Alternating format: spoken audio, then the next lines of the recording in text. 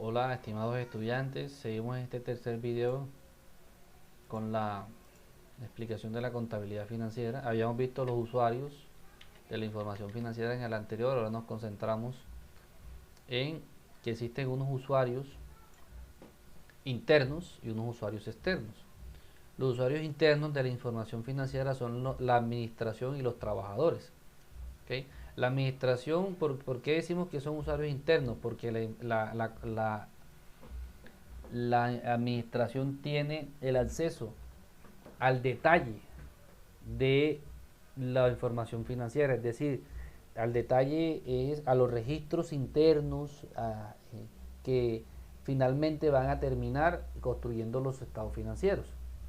Entonces, de saber, por ejemplo, cuánto se le vendió a un cliente, cuántas unidades, qué cantidad, cuánto queda debiendo, si hay algún tipo de gestión de gestión de cartera, por morosidad, es decir, el detalle específico, ¿listo? Y incluso la administración puede llegar a ser, también tiene el acceso a la información que genera la contabilidad de gestión administrativa de costos, que es otro tipo de contabilidad. Esta contabilidad de gestión administrativa o de costos lo que pretenden es generar toda la información relacionada con la estructura de costos de la empresa, es decir, generar información de cuánto, por ejemplo, cuesta producir un producto en específico, cuánto tiempo se demora, cuánto se invierte de materia prima, cuánto se invierte de mano de obra, de costos indirectos de fabricación, es decir, información delicada porque cada quien maneja su contabilidad de costos de una manera muy reducida. Incluso yo coloco acá que entre los usuarios internos están los trabajadores, pero cuando yo me refiero a trabajadores generalmente implica que son aquellos de confianza. Es decir, son trabajadores que manejan información delicada, financiera, de costos, que no la manejan todos los trabajadores. Entonces, por ejemplo, en la planta de producción, generalmente los obreros no manejan eso, pero quizás ya el ingeniero o el supervisor que está en un puesto más alto, pues ya maneja con más detalle y quizás ya el área o el departamento contable que establece toda la estructura de costos de la organización ya es quien maneja ya la minucia. Entonces, no todos los trabajadores tienen acceso a la información interna. La información interna es el detalle de los estados financieros y en el caso de las empresas que lleven contabilidad de gestión administrativa de costos, también el detalle o la minucia de lo que se genera al interior de la estructura de costos. Entonces ya saben, usuarios internos, la administración sí o sí, porque ellos tienen acceso a toda la información, tanto sea contabilidad financiera o contabilidad de costos, y los trabajadores, aquellos que se han considerado como de confianza por parte de la empresa y que manejan los cálculos o la información al detalle o con la minucia. Los usuarios externos son aquellos que simplemente ven el informe final, es decir, ven los estados financieros ya en el resumen, no ven el detalle, no ven la minucia, no ven las operaciones contables que se registraron, cómo se registraron, los libros contables ya en el detalle, no lo pueden ver. Entonces se tienen que conformar con los estados financieros ya publicados. Entonces ahí tenemos los propietarios. Y cualquiera me diría, profe, pero ¿cómo así? O sea que yo como propietario de una empresa no puedo ir y verificar la información contable con la minucia. La respuesta es no. Si usted es el único propietario, claro que podría hacerlo. Pero le hago una pregunta. Si usted, por ejemplo, conoce a alguien que tiene acciones de Ecopetrol, porque cuando Ecopetrol lanzó acciones al mercado hace un par de años, la persona las compró, pregúntele si él puede ir a Ecopetrol y bueno, yo soy propietario de Ecopetrol, tengo tantas acciones de Ecopetrol, independientemente de que sean muchas, sean pocas, pero soy propietario, tengo tantas acciones, necesito que me abran la puerta aquí y que me den la información detallada de lo que está sucediendo al interior de la organización, que le van a decir, no señor, usted no tiene, usted puede ser propietario, pero usted no puede venir aquí y pedir información. Entonces, cuando hay una separación muy estricta entre la administración y el propietario, y sobre todo para sociedades anónimas, donde tú, por eso se llama su nombre, sociedad anónima, porque no se sabe quiénes son los propietarios. Entonces, yo por ejemplo, yo puedo montarme en un Transcaribe y yo sé si yo tengo acciones de Ecopetrol y la persona que está al lado, se sienta al lado mío, supongamos que estuviera en pandemia, y ella también pudiera ser propietaria o accionista de Ecopetrol, y ambos tenemos algo en común, que es que ambos somos propietarios en una parte pequeña, grande, como sea, de una empresa, pero ni siquiera nos conocemos. Entonces, en ese tipo de sociedades por acciones, no importa la persona, sino lo que importa es el capital. A mí lo que importa es que ella puso su plata, yo puse la mía, y que la empresa nos responda por los beneficios que esperamos recibir de esa inversión. Entonces, cuando, las sociedades por acciones, entonces ahí no importa la persona. Entonces yo no necesito conocer a mi socio, sino que yo necesito simplemente saber que hay muchas personas dispuestas a invertir como yo, y eso crea una inversión grande que va a generar una rentabilidad. Entonces los propietarios pueden ser muchos, pero no pueden llegar a solicitar información al detalle. Tenemos también, por ejemplo, los acreedores en términos generales, acreedores financieros, proveedores, clientes, el mismo gobierno, los competidores. Entonces todos son usuarios externos, y los usuarios internos, la administración y los trabajadores, pero como ya les digo, algunos, no todos. Entonces, funcionalidad de la contabilidad financiera. La información contable que se suministra en los estados financieros, como ya les había dicho, que más adelante vamos a ver cuáles son esos estados financieros. Esa información, que es de propósito general, pretende conseguir que los usuarios externos, ya sean acreedores, trabajadores, clientes o proveedores, tomen decisiones financieras eficientes con respecto a lo que la empresa está haciendo. ¿Ok? Y todo eso es necesario para un correcto funcionamiento de una economía de mercado. Una economía de mercado es como en la que nosotros vivimos, es decir, que hay muchas empresas que ofrecen muchos productos, que hay muchos demandantes de esos productos, que hay libre competencia, que tratamos de que la injerencia del Estado sea lo mínima posible, y que sea el mismo mercado el que dicte las reglas de juego y las leyes de la oferta y demanda alrededor de los bienes de la economía. Entonces, cuando en términos generales nosotros necesitamos buenos estados financieros, información financiera fidedigna, clara, oportuna, para que las personas puedan tomar decisiones y puedan hacer operaciones más fácilmente, que dinamicen esa economía de mercado. Hoy en día nosotros estamos viviendo un proceso de mucha normalización al interior de la contabilidad, ¿ok? Mucha normalización, ¿listo? Y esto habla de las dos funcionalidades, la normalización y la verificación. Entonces, la normalización hace referencia a ese juego de reglas que existen y que componen un conjunto de principios que rigen todos los procedimientos que se hacen al interior de las organizaciones con respecto a la información contable. Y esos principios lo que hacen es que debe cumplirse una regla sobre cómo la información debe difundirse y sobre cómo debe prepararse, es decir, cómo es la elaboración y los mecanismos para valorar los diferentes hechos económicos. Entonces, esto habla un poco de lo que yo les había dicho, es decir, de lo que son las NIF.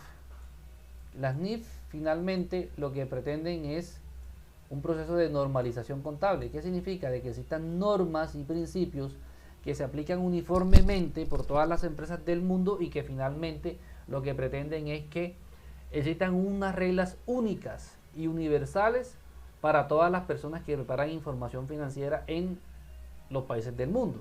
¿Ok? La otra funcionalidad es la verificación. ¿Listo? Hoy en día también hemos migrado hacia una preocupación por los organismos internacionales de la profesión contable, hacia cómo se comprueba que estas normas o estos principios que están aquí en la normalización finalmente se han seguido para la elaboración de los estados financieros, evitando lo que uno denomina manipulación de la información, es decir, que finalmente la información no cumpla con ese principio de que represente fielmente la realidad, sino que sea una información amañada, es decir, que se manipule con la intención de beneficiar a cierto grupo económico, ya sea a los mismos propietarios o a la misma administración, que es la responsable de su preparación. Y también esa preocupación ha hecho que existan, así como existen las NIF, que son las normas internacionales de información financiera, también existen las NIA, que son las normas internacionales de auditoría, es decir, un conjunto de normas para la preparación de la información financiera y un conjunto de normas para la verificación de la misma. Entonces, así como todo el mundo habla de las NIF, entonces la mayoría de las personas que saben algo de contabilidad, sí, no, sí, yo he escuchado de las NIF, que son los estándares internacionales que dicen cómo preparar la información financiera, cómo publicar los estados financieros, etcétera, etcétera, pero casi nadie habla de las NIA.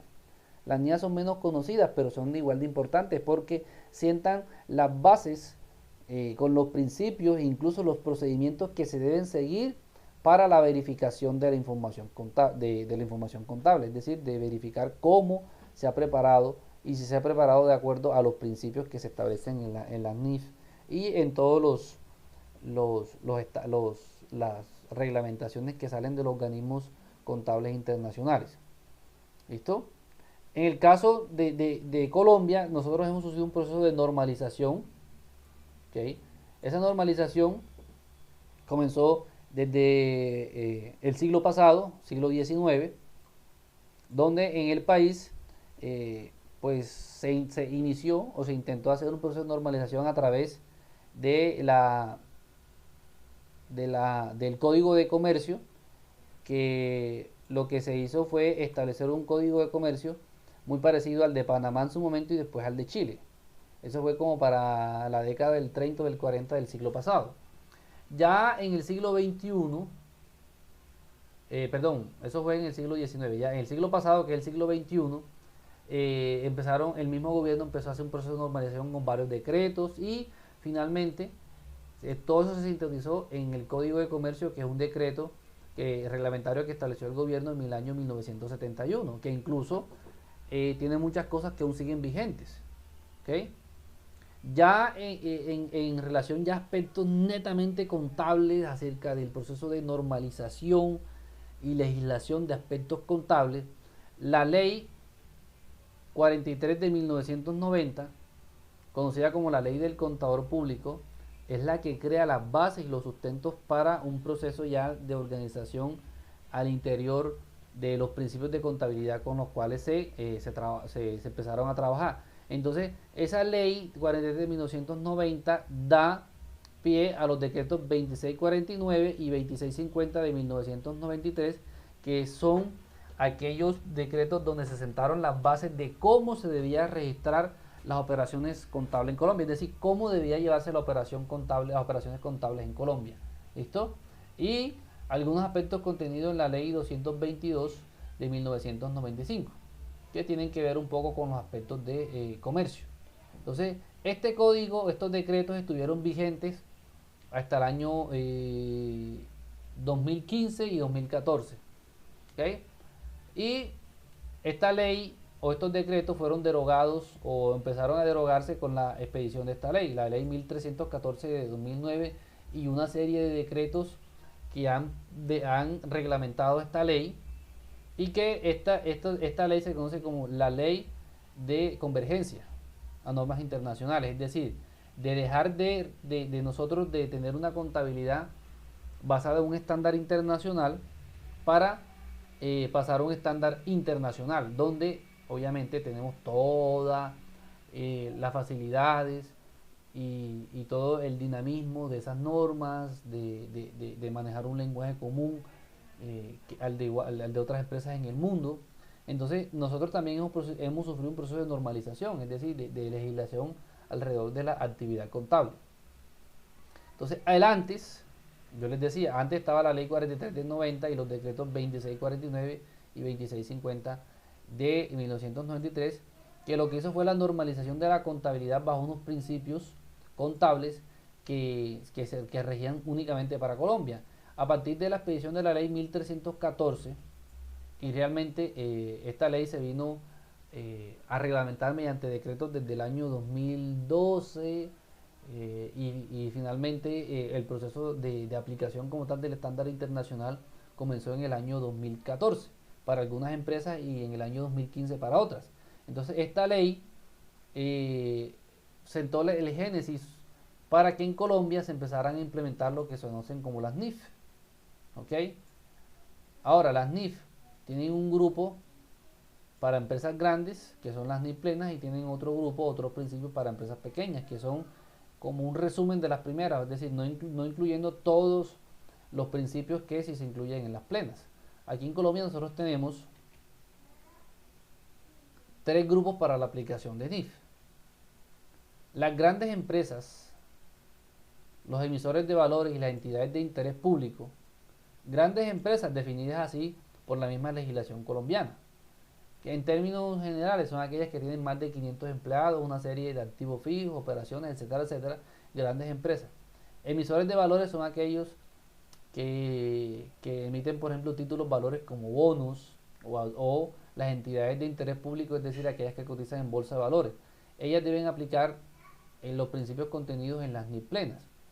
El año de transición para ello fue el año 2015 y de aplicación por primera vez a partir del 1 de enero de 2015. Entonces, en 2014 ellos debieron hacer el proceso de transición y en 2015 aplicar por primera vez las normas de las NIF plenas. Eso ya pasó, ya hace 5 años de eso.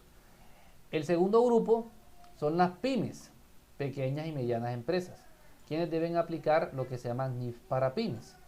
A ellas se les dio un año más, es decir, que el año de transición fue el año 2015 y la aplicación por primera vez fue a partir del 1 de enero del año 2016.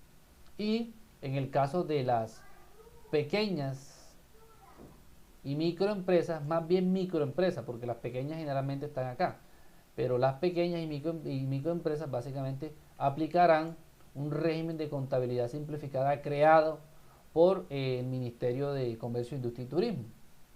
Ellas también tuvieron que hacer una transición en el año 2014 y la aplicación por primera vez en el año 2015, es decir, al igual que las grandes empresas. Es decir, las que les retrasaron un poco fueron las pequeñas y medianas. ¿Y por qué? Porque ellas son el mayor número o el grueso de la economía de las empresas que existen en nuestro país. Entonces, para que sepan, entonces, en Colombia existe un proceso de normalización de la contabilidad, sí. Para todas las empresas igual, no. Eso depende de la empresa, si es grande, si es pyme o si es microempresa. Eso va a llevar un régimen de contabilidad diferente. Entonces, eso hace entonces que los principios y los requerimientos para los sistemas de información contable de cada uno de ellos pues varíe en función del tipo de empresa que es. ¿Ok? Vamos a dejar hasta ahí. Ya en la próxima clase vamos a ver lo que son las cualidades o las características cualitativas de la información contenida en los estados financieros.